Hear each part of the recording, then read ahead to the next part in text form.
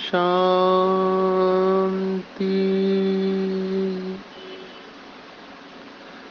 आज 29 मार्च 2023 भारत में बुधवार है। Today is 29th March 2023 and it's Wednesday in Bharat. आज की मुरली का जादुई रहस्य स्वयं को प्रेरणा देने के लिए magical secrets of today's Murli for motivating the self.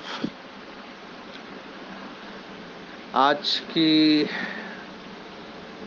साकार मुरली एक शब्द के ऊपर हम गहराई में जाने वाले हैं, जिसको भगवान ने अलग तरीके से रखा हुआ है और दुनिया वाले उसे अलग तरीके से रखते हैं। हम सब बाबा के बच्चे बहुत भाग्यवान हैं कि स्वयं रचयिता ज्ञान का सागर हमको रोज नई नई युक्तियां बता रहे हैं। ऐसा टीचर फिर कल्प में कभी नहीं मिलेगा जो केवल ज्ञान ही नहीं देता है, ज्ञान के साथ शक्ति भी देता है, हिम्मत भी देता है, उमंग उत्साह बढ़ाता है। और ये पढ़ाई कॉमन नहीं है, ऐसी कोई पढ़ाई नहीं है जहां पर टीचर कहता है कि मैं आत्मा, निराकार आत्मा, तुम निराकार बच्चों को पढ़ा रहा हूं। ऐसा कोई कह भी नहीं सकता है, असंभव है ऐसे कहना। इसीलिए इस पढ़ाई की ये विशेषता है कि यहाँ पर निराकार परमात्मा निराकार बच्चों को पढ़ा रहे हैं और इतनी गुह्य बातें हैं। मुझे कभी कभी लगता है ये मुरली हम वर्ल्ड के इंटेलिजेंट लोगों के सामने प्रेजेंट करें, अच्छी तरह से प्रेजेंट करें, उनकी भाषा में प्रेजेंट करें, ताकि वो समझ जाए कि परमात्मा, गॉड, रचयिता, क्रिएटर क्या सोचता है। लौकिक में कहावत है कि man proposes and God disposes. Actually God कभी डिस्पोज नहीं करता है, वो ड्रामा डिस्पोज करता है। लेकिन ये कहावत है, इवन बड़े बड़े साइंटिस्ट, हमने पहले भी देखा, अल्बर्ट आइंस्टाइन, जिसको साइंटिस्ट ऑफ द मिलेनियम कहा गया है, कि ऐसा साइंटिस्ट मिलेनियम में नहीं हो सकता, 1000 वर्ष में नहीं हो सकता। वो खुद कहता था कि I want to know thoughts of God, rest are details. मैं जानना चाहता हूं कि भगवान के विचार क्या है, बाकी सब विस्तार है। वो सार को जानना चाहता था, इसलिए भारत आया। आइंस्टाइन भारत आके यहाँ के योगियों से मिला, रविंद्रनाथ टैगोर जी से मिला, भगवत गीता पढ़ी उसने और उसको बहुत सारी प्रेरणा है। देखो, लौकिक भगवत गीता जिसमें आटे में नमक जितना ज्ञान है, सत्य ज्ञान है, यथार्थ ज्ञान है, उससे भी उसको प्रेरणा मिली। तो आप सोचो, हम बाबा के बच्चों को कितना नशा चढ़ना चाहिए कि डायरेक्ट भगवान वाच हम सुन रहे हैं। लोगों को पता ही नहीं कि भगवान क्या सोचता है और क्या चाहता है।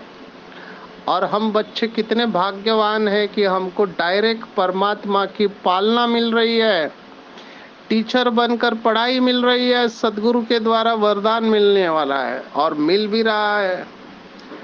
तो बहुत नशे में लाना चाहिए। आज बाबा ने एक शब्द इस्तेमाल किया जो मुझे, मेरा ध्यान उसके तरफ गया, और वो शब्द है आदत, जिसको अंग्रेजी में हैबिट कहते हैं। हिंदी में कहावत है कि मनुष्य जो है आदत का गुलाम है। आदत का गुलाम है मतलब आदत मनुष्य को कंट्रोल करती है। मुझे ये शब्द इसलिए इम्पोर्टेंट लगा क्योंकि मेरे पास जितने भी लोग दुखी आते हैं वो अपनी आदत की वजह से दुखी है। केवल मैं शराब, तंबाकू, ड्रग्स वाली बात नहीं कर रहा हूँ। सोचने की भी आदत होती है। हमारा एक कोर्स है एसएमएल करके, बहुत फेमस हुआ बिजनेस इंडस्ट्री विंग का, जो हमारे विदेश के भाई बहनों ने इसको रचा और हमारे भारत की बहनों को ट्रेनिंग दिया। तो उसमें एक वाक्य वो दिखाते हैं, बहुत सुंदर वाक्य है। मैं भी मेरे सेशन में वो वाक्य दिखाता हूँ बहुत बार। वो वाक्य इस प्रकार से है, जब मैं बिलीफ सिस्टम के ऊपर बात करता हूँ कि मान्यताएं, हमारी मान्यताओं को कैसे बदले, तो उसमें ये मैं स्लाइड दिखाता हूँ। वो वाक्य इस प्रकार से है, अंग्रेजी में है, फिर हिंदी का उसका भाषांतर बताऊंगा। अंग्रेजी में कहते हैं, if you think what you always thought you will do what you always done, and if you do what you always done you will get what you always got.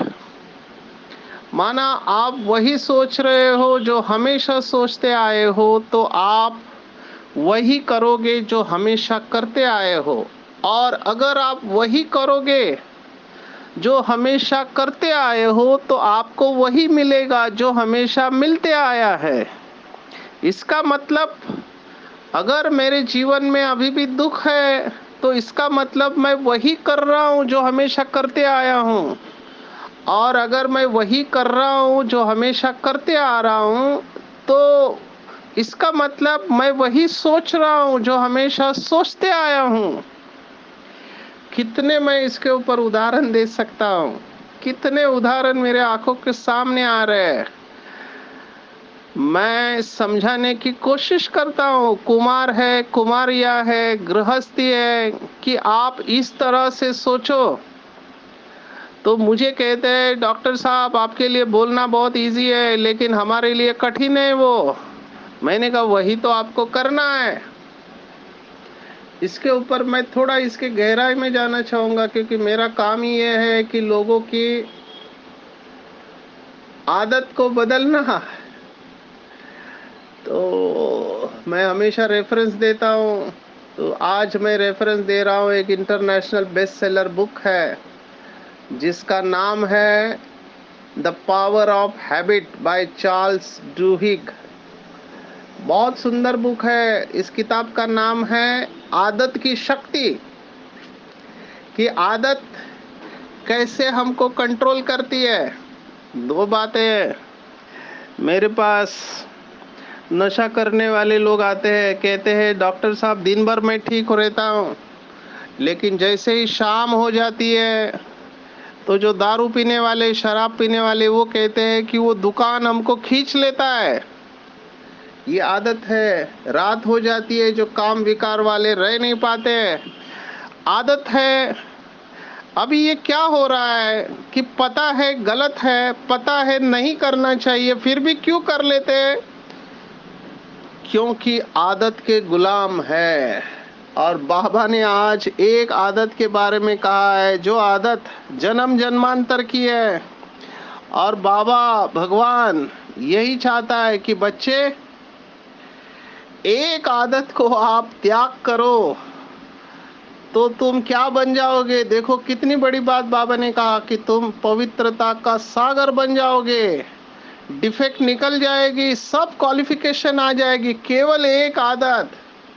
और मुझे तो बहुत वंडर लगता है कि सबसे ऊंच पद मिल रहा है, वर्ल्ड का सर्वश्रेष्ठ पद मिल रहा है, विश्व के मालिक बन रहे हैं। केवल देह अभिमान में आने की आदत पक्की हो गई, इसका त्याग करो। दो बातें हैं, भगवान कह रहा है त्याग करो और बच्चे कहता है छूटती नहीं है। भगवान कह रहा है त्याग करो और बच्चे कहते हैं बाबा छूटती नहीं है, आदत आदत हो गई है। मेरे पास जो आते हैं कहते क्या करूं, हम चाहते नहीं है लेकिन हो जाता है। क्यों? क्योंकि आदत बनी हुई है। तो एज अ डॉक्टर हमको ये पता है ये क्यों होता है। इसकी थोड़ी और गहराई में जाएंगे।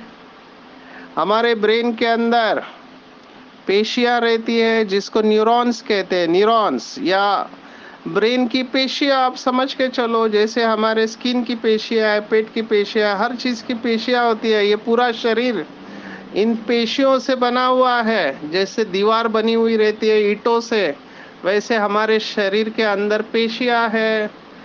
हार्ट की पेशियां अलग है, लंग्स की अलग है, लीवर की अलग है, किडनी की अलग है, स्किन की, त्वचा की अलग है। ऐसे ही ब्रेन की पेशियां अलग है। पहले हम समझते थे कि एक बार ब्रेन की पेशी मर गई तो फिर वो जिंदा नहीं हो सकती। आज हमारे पास साइंस कह रहा है कि आप रीजनरेट कर सकते हैं, आप फिर से जिंदा कर सकते हैं। न्यूरोप्लास्टी कहते हैं, आप नया वायरिंग को चेंज कर सकते हैं, क्रिएट कर सकते हैं। तो यहाँ पर वर्तमान साइंस को मैं बताना चाहूँगा कि हमारे ब्रेन के अंदर एक रास्ता बना हुआ है। जो रास्ता हमारे से वही काम करवाते हैं जो हमेशा करते आए हैं। जैसे समझो फॉर एग्जाम्पल, किसको मीठा खाने की आदत है। अभी मैंने देखा है कुछ लोगों को खाने के बाद मीठा चाहिए ही चाहिए। अभी ये ट्रैक है, जैसे कुछ लोगों को चाय के साथ, नाश्ते के साथ, खाने के बाद सिगरेट की जरूरत पड़ती है। तो यहाँ पर 3 शब्दों को हमको ध्यान में रखना है। 3 शब्द कौन से हैं? तो अंग्रेजी शब्द है, वो 3 शब्द है QCUE, क्यू, रूटीन और रिवार्ड। वो हिंदी वाला क्यों नहीं, अंग्रेजी वाला क्यों। तो जैसे ही आप चाय पीते हो तो चाय क्यों है, चाय क्यों के साथ रूटीन है सिगरेट, तो चाय के साथ सिगरेट चाहिए। और जैसे ही सिगरेट पीते हैं तो ब्रेन के अंदर डोपामिन रिलीज होता है और आपको अच्छा लगता है। तो चाय और सिगरेट, ये दोनों का रिश्ता हो गया। खाना और मीठा, ये दोनों का रिश्ता हो गया। ऐसे ही हमारी आदत किसी न किसी क्यों या बिहेवियर या बर्ताव के साथ जुड़ी हुई रहती है। लेट्स कम टू स्पिरिचुअलिटी, जहां पर मेजॉरिटी फेल हो जाते हैं, वो है देह को देखने की आदत। अभी जैसे ही किसी के शरीर को देखा तो आदत है, तो शरीर माना, शरीर के साथ एक इक्वेशन जुड़ा हुआ है। शरीर माना सुख, खूबसूरत शरीर माना ज्यादा सुख। जिसको बाबा ने कहा वृत्ति चंचल होती है किसी के सुंदर शरीर को देख के। तो ये जो देखने की आदत है शरीर को देखने की, तो उसके साथ सुख की फाइल एक्टिवेट हो जाती है। सोचते हैं ये शरीर मिल जाएगा तो मैं खुश हो जाऊंगी, सुखी हो जाऊंगी। ये आदत है। ऐसे ही बहुत सूक्ष्म आदत है देह अभिमान की। देह अभिमान की आदत, बाबा ने कहा इसका त्याग करो, क्योंकि जब तक आप इसका त्याग नहीं करेंगे तब तक कुछ नहीं हो सकता। त्याग करने को भगवान कह रहा है, क्योंकि गीता का पूरा सार त्याग है। गीता को उल्टा करो तो त्यागी हो जाता है। तो त्याग ही जीवन का सार है। यहाँ पर मुझे जो गुह्य बात दिखाई दे रही है, बाबा ने इसके ऊपर मुरलियां चलाई है। बाबा की मुरली है, छोड़ो तो छूटे, छोड़ो तो छूटे, शिव भगवान वाच है। तो त्याग माना छोड़ना।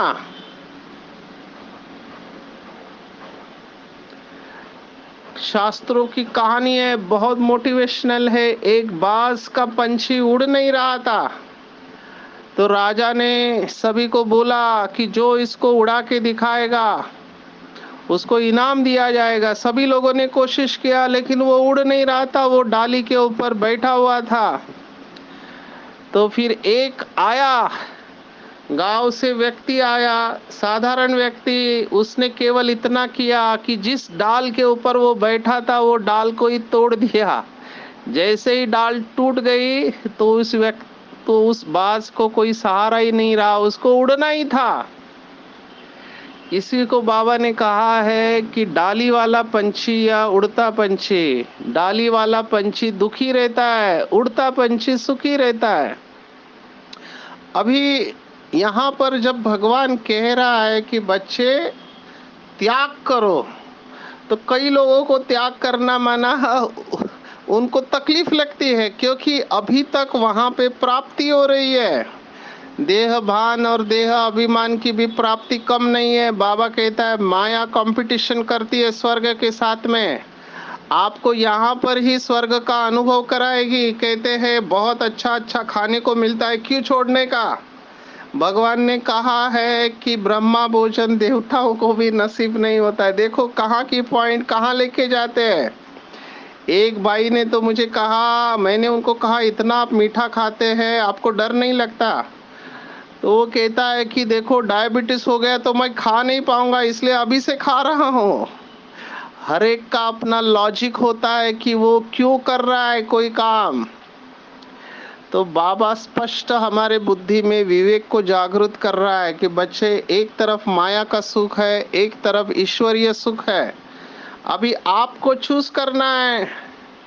लेकिन वही बात है बाबा जो मुरली में कहता है, जो हमने 7वें अध्याय में देखा, मम माया दुरत्तया, अहो मम माया, बहुत दुष्टर है कि पता है कि इस देह अभिमान के आदत से दुखी होने वाले हैं। अल्पकाल का सुख है, सदा काल का दुख है, सब पता है, लेकिन पता होने के बाद भी उसको छोड़ना नहीं चाहते हैं। अभी मैं एक आत्मा को समझा रहा था, अभी उस आत्मा को रियलाइज भी हो रहा है, माना महसूस हो रहा है कि वो गलत कर रहे हैं, अटैचमेंट में फंसे हुए हैं। अभी उसका ठीक भी होना चाहते हैं, अटैचमेंट से निकलना भी चाहते हैं, लेकिन उसकी एक ही इच्छा है कि मेरे साथ वो कम से कम बात करे, क्योंकि सामने वाली आत्मा बात करने से मना कर दिया। उसका इसको दुख है, वो समझदार निकली आत्मा, वो शक्तिशाली निकली, लेकिन इसका अभी भी उधर दिल जा रहा है। मैंने कहा बहुत भाग्यवान हो आप, बहुत भाग्यवान हो जो सामने वाले ने आपसे बात करना बंद किया, क्योंकि एक दिन जब शरीर छूटेगा तो वैसे भी ये आत्मा आपसे अलग होने वाली है। उस समय जो दुख होगा उससे तो अच्छा है कि अभी शुभ भावना आत्मिक दृष्टि पक्की करके आप अलग हो जाओ।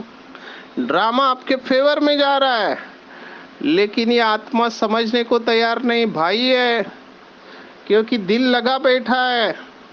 अभी जब किसी से दिल लग जाता है तो बहुत मुश्किल होता है, फिर विड्रॉवल्स होते हैं। जैसे शराब पीने वाले को शराब नहीं मिलता है तो हाथ पैर कांपने लगते हैं, ऐसे ये विड्रॉवल मैं रोज देखता हूँ। ये है दूसरों के ऊपर डिपेंडेंट हो जाना, देहदारी। ये फंडामेंटल बिलीफ है कि देहदारी मुझे सुख देगा। ये सब कॉलेज के लड़के लड़कियां आजकल के मेरे पास आते हैं, कहते हैं बचपन से हम साथ में हैं, अभी वो कहता है कि किसी और से प्यार हो गया, अभी मैं कहाँ जाऊँ, मेरा कोई जीने का मकसद ही नहीं बचा है। इतना शौक लगता है और ये लोग अपना जीवन खत्म करने को तैयार हो जाते हैं। आप सोचो, एक देहदारी, और इस देहदारी की याद से कितना दुखी हो जाते हैं। चलो मैं बाहर का समझता हूँ, लौकिक में बेचारों के पास ज्ञान नहीं है, पर बाबा के बच्चे बनने के बाद भी ये अवस्था है, तो फिर बाबा क्या करेगा। बाबा ने आज 3 कैटेगरी बताई है, फर्स्ट क्लास, सेकंड क्लास और थर्ड क्लास बाबा ने बताया। वैसे कोई भी नहीं चाहेगा कि थर्ड क्लास का टिकट निकाले, बाबा ने आज कहा है, लेकिन क्या करे, ड्रामा अनुसार नौकर चाकर भी बनने हैं, थर्ड क्लास टिकट भी कोई तो जरूर लेंगे ना। तो बाबा ने कहा फर्स्ट क्लास सूर्यवंशी राजधानी, सेकंड क्लास चंद्रवंशी राजधानी। चंद्रवंशी को बाबा ने सेकंड क्लास कहा, और थर्ड क्लास है प्रजा। अभी प्रजा में भी नंबरवार है, अभी जिसको जो टिकट चाहिए वो ले लेवे। अभी चॉइस हमारे हाथ में है, इसको बहनें कहती है पावर ऑफ चॉइस। हमारे भाई बहनें जो सेशन लेते हैं वो कहते हम सबके पास चॉइस है, लेकिन अभी देखो इस चॉइस को भी एक्सरसाइज नहीं करते। शक्ति हमारे पास है। मैं यही कहना चाह रहा हूँ कि बाबा हमारी शक्ति को जागृत कर रहा है कि बच्चे तुम साधारण आत्मा नहीं हो, तुम महान हो, मास्टर सर्वशक्तिवान हो। तुम्हें अब पता चल गया है कि मेरे दुख का कारण देह का भान और देह का अभिमान है। तो जो चीज मुझे दुख दे रही है उसको क्यों पकड़ के बैठे हो, छोड़ दो उसे। लेकिन माया बीच में आती है, पता है ये दुख दे रहा है लेकिन मैं इसे छोड़ना नहीं चाहता हूँ। क्यों? क्योंकि उसे अल्पकाल का सुख मिल रहा है, सुख है, डेफिनेटली है, लेकिन अल्पकाल का है, सदा काल का दुख है। फिर बाबा क्या करेगा? बाबा क्या करेगा? बाबा बोलेगा ठीक है बच्चे, ड्रामा। और क्या कह सकते हैं? मुझे ऐसे लगता है कि हमको थोड़े देर के लिए सहन करना है। एक जन्म बाबा चाहता है हमसे कि बच्चे देह अभिमान को त्याग दो। बाबा हमसे और कुछ नहीं चाहता है, बाबा केवल एक ही चाहता है कि देह अभिमान को त्याग करो और कोई भी देहदारी की याद न रहे। एक भी देहदारी अगर याद आया तो डिफेक्ट आ जाएगा, क्वालिफिकेशन नीचे आ जाएगी, खुशी गायब हो जाएगी। सोचो कितनी बड़ी बात आज बाबा ने मुरली में कह दी। अभी यही कठिन है। ब्रह्मा दिखाई देता है, दादियाँ दिखाई देती है, दीदियाँ दिखाई देती है, भाई दिखाई देते हैं, लेकिन शिव बाबा दिखाई नहीं देता। हमारा एक गीत है, आंख न जाने दिल पहचाने, सूरतिया ये कैसे, याद करूं तो याद ना आए, मूर्तिया ये कैसे। तो बाबा की याद अनकॉमन है, हम उसे याद करते जो दिखाई नहीं देता है, पर उसी की याद से हमारे विकर्म विनाश होने वाले हैं। तो भाई और बहनों, exercise the power you have. हम सबको शक्ति मिली हुई है, हम सब ने रियलाइज किया है कि देह को और देह के अभिमान को हमने पकड़ के रखा है, तो छोड़ना भी हमको ही है। बाबा नहीं छुड़ाएगा। बाबा तो केवल ज्ञान देगा कि बच्चे तुम इससे दुखी हो, जिस चीज से दुखी हो उसको छोड़ दो। बहुत सुंदर कहानी है शास्त्रों की। एक परमात्मा प्रेमी बहुत भगवान से प्यार करता था, पहाड़ के ऊपर चढ़ रहा था, तो उसको लगा वो पहुंच जाएगा, लेकिन चढ़ते चढ़ते रात हो गई। और रात होते होते क्या हुआ कि उसका हाथ फिसल गया, हाथ और पैर। तो रस्सी बांधी थी, तो रस्सी को पकड़ते वो नीचे लटका रहा, ऊपर से बहुत नीचे आया। और फिर उसको परमात्मा की याद आई। उसने परमात्मा को दिल से पुकारा कि परमात्मा, मैंने आपको जिंदगी भर याद किया है, आपकी सेवा की है, तो आप मुझे बचाओ, अभी मुझे आपकी जरूरत है। तो परमात्मा उसकी दिल की पुकार सुन के उसको कहता है कि बच्चे, तुम्हारे पुकारने पर मैं आया हूँ, और मैं तुम्हें ऑर्डर कर रहा हूँ कि तुमने जिसे पकड़ के रखा है उसे छोड़ दो, तुम बच जाओगे।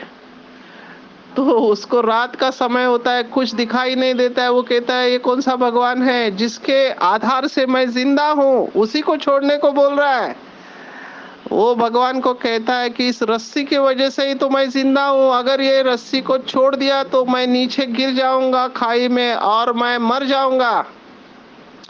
परमात्मा फिर से उसको कहता है कि बच्चे, तुमने जिस रस्सी को पकड़ा है तुम छोड़ दो, तुम बच जाओगे। लेकिन उसका विश्वास नहीं होता है, वो सुनता नहीं है परमात्मा की।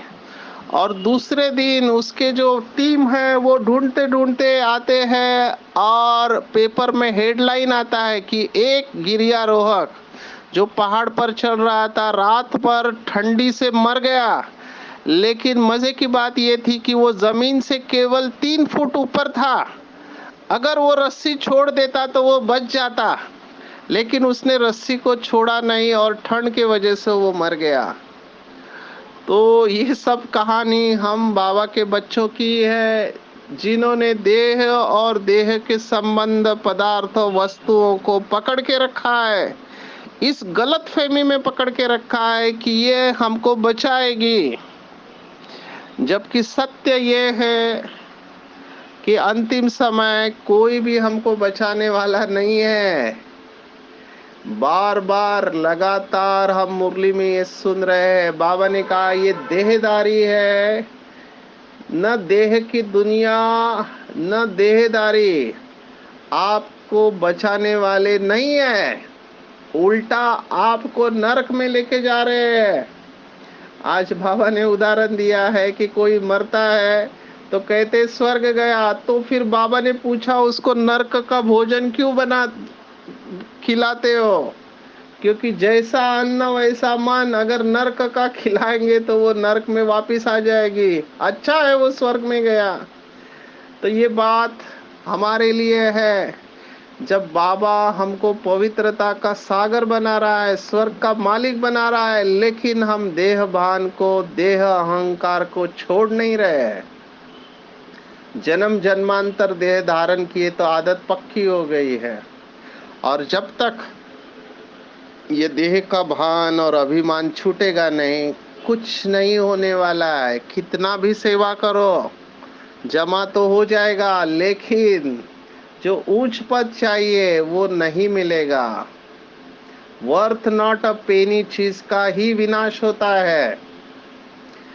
ये पुराना शरीर छोड़ के आपको मेरे पास ही आना है, बाबा कहता है। अगर आना ही है तो क्यों नहीं उसकी तैयारी करें हम। स्पिरिचुअलिटी, आध्यात्मिकता माना मरने की तैयारी। मैं बहुत सीनियर सिटीजन को ये बात कहता हूँ कि आपने अपना जीवन जी लिया, जो करना था कर लिया, अभी बस जैसे लौकिक में कहते हैं संन्यास आश्रम, तो आप अभी बस बाबा की याद में रहो, अपने शरीर को संभालो और बाबा की याद में रहो। 2 वक्त की रोटी मिल रही है, आपने अपने जीवन की कमाई की, थोड़ा बिजी रहो, फिट रहो, शरीर को अच्छा रखो और मन सा सेवा करते रहो, ताकि जब शरीर छूटे तब केवल एक शिव बाबा की याद रहे। अगर एक देहदारी की भी याद रही तो बाबा ने कहा, जैसे कल के मुरली में कहा कि अंत मते सायवा गत्वा, माना अंतिम समय आप जिसको याद करोगे वहां पे आपका जन्म हो जाएगा। तो क्यों ना हम शिव बाबा को याद करें, उसके याद में ही समाये रहे। तो हम सबको इसका अभ्यास करना है। ऐसे मुझे लगता है कि देह से अलग मैं आत्मा हूँ, सभी आत्माएं हैं, मैं इनको अभ्यास देता हूँ जो ऐसे अटैचमेंट में फंसे हुए हैं। आत्मिक दृष्टि का अभ्यास करो, आत्मा के गुणों को इमर्ज करो अपने आप। क्योंकि क्या होता है कि बिंदी में अटैचमेंट नहीं होता है, शरीर के भान में अटैचमेंट होता है। बिंदी में तो प्राप्ति ही प्राप्ति है, अपने आप डिटैच हो जाएंगे, आकर्षण समाप्त हो जाएगा। तो फर्स्ट क्लास का टिकट लेना चाहिए, सेकंड और थर्ड क्लास का टिकट नहीं लेना चाहिए। ब्रह्मा बाप ने इसी एक अभ्यास से नंबर 1 लिया। ब्रह्मा बाप पास विद ऑनर हुए। क्यों? क्योंकि न्यारे और प्यारे रहने का अभ्यास। ना बाबा ने कोई सेवा छोड़ी, ना कोई कर्म छोड़ा, लेकिन केवल एक ही अभ्यास, न्यारे होकर सेवा की। मैं कर रहा हूँ नहीं, बाबा करा रहा है। मैं आत्मा करनहार, करावनहार बाबा है। तो डबल अनुभव किया करण करावनहार का कि मैं आत्मा शरीर के द्वारा करा रही हूँ और बाबा मेरे द्वारा करा रहा है।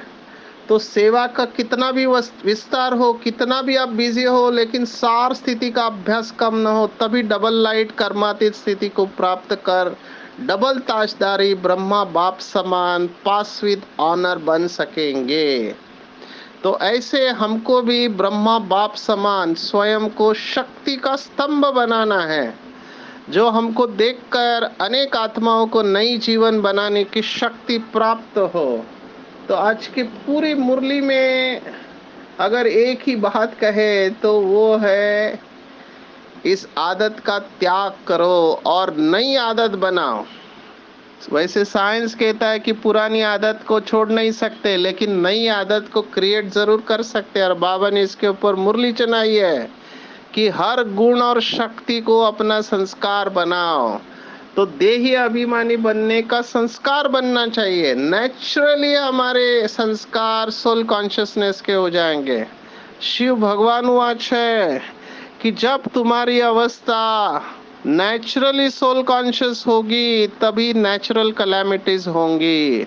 तो हमारे लिए समय रुका हुआ है भाई और बहनों, क्यों नहीं हम अपनी जिम्मेवारी को निभाए और दिन भर में नेचुरल सोल कॉन्शियस रहने का संस्कार या आदत को पक्की करे। तो देह भान और अभिमान की आदत अपने आप छूट जाएगी और हमारे द्वारा अनेक आत्माओं का कल्याण हो जाएगा। हम आत्माएं पवित्रता के सागर बन जाएंगे, डिफेक्ट निकल जाएगा, खुशी का पारा चढ़ा रहेगा और सब गुण हमारे अंदर स्वतः आते जाएंगे। अच्छा, ओम शांति।